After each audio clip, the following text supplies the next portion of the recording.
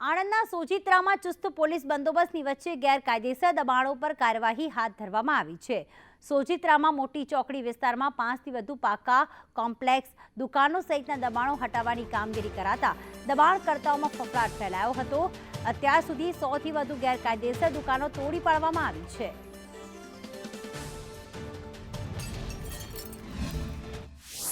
સોજિત્રા મોટી ચોકડી વિસ્તારમાં તંત્ર દ્વારા દબાણો હટાવવાની કામગીરી ચાલી રહી છે। આજે સવારથી તંત્ર દ્વારા પાકા દબાણો હટાવવાની કામગીરી હાથ ધરવામાં આવી હતી।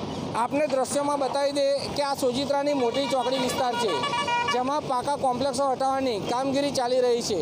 ચુસ્ત પોલીસ બંદોબસ્ત વચ્ચે સવારથી જ કામગીરી હાથ ધરવામાં આવી હતી। હાલ ચોકડી વિસ્તારમાં આવેલા 3થી 4 પાકા કોમ્પ્લેક્સો સહિત વિવિધ દબાણો હટાવવાની કામગીરી તંત્ર દ્વારા કરવામાં આવી રહી છે।